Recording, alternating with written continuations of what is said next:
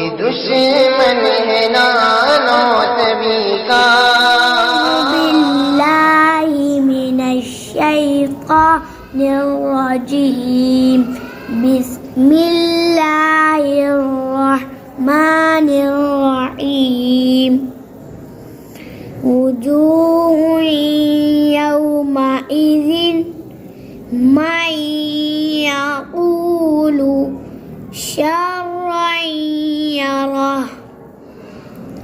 فمن یعمل. کیا قاعدہ ہوگا؟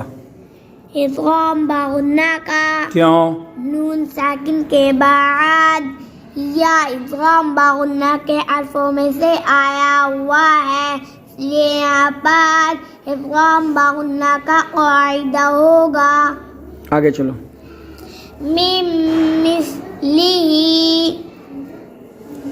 صحفا مطہرۃ قلوب یومئذ واجفۃ. کیا قاعدہ ہوگا؟ حرف مدہ کا کیوں؟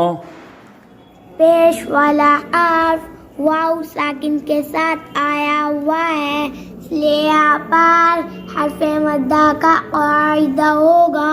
اور کیا قاعدہ ہوگا؟ ادغام باغنا کا کیوں؟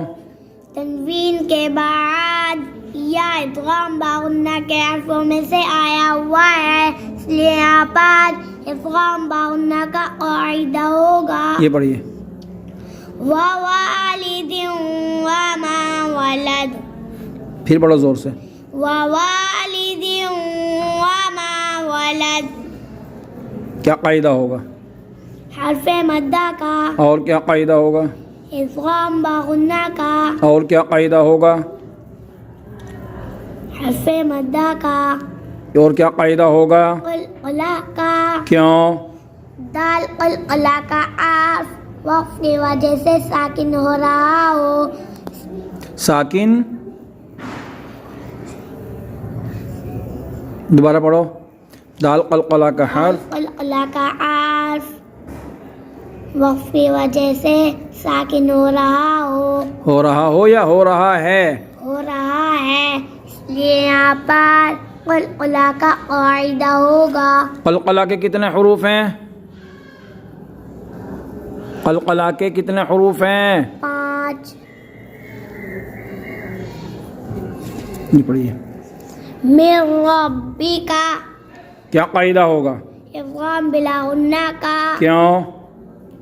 نون ساکن کے بعد را ادغام بلا غنہ کے حرفوں میں سے آیا ہوا ہے، اس لیے یہاں پر ادغام بلا غنہ کا قاعدہ ہوگا. ادغام بلا غنہ کیسے پڑھا جاتا ہے؟ جلد پڑھا جائے گا، نہ کھینچا جائے گا، نہ غنہ ہوگا. آگے چلیے. رزق لکم یکن لہ. کیا قاعدہ ہوگا؟ ادغام بلا غنہ کا کیوں؟ نون ساکن کے بعد لام ادغام بلا غنہ کے حرفوں میں سے آیا ہوا ہے، اس لیے یہاں پر ادغام بلا غنہ کا قاعدہ ہوگا. اور کیا قاعدہ ہوگا؟ مد قلہ کا زور سے بولو. مد قلہ کا کیوں؟ ہاں کے اوپر الٹا پیش آیا ہوا ہے، اس لیے یہاں پر مد قلہ کا قاعدہ ہوگا. یہ پڑھیے. من لبن رؤوف رحیم ما للبدا. اس میں دال میں کیا قاعدہ ہوگا؟ وقبل عوض کا کیوں؟ اس کلمے کے آخر میں 2 زبر والی تنوین پر وقف ہو رہا ہے، اس لیے یہاں پر وقبل عوض کا قاعدہ ہوگا.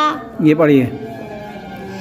فی عیشۃ راضیہ. یہاں سے یہاں تک قاعدے بتاؤ، کیا کیا قاعدے ہوں گے یہاں سے بتائیے. حرف مدہ کا اور کیا ہوگا؟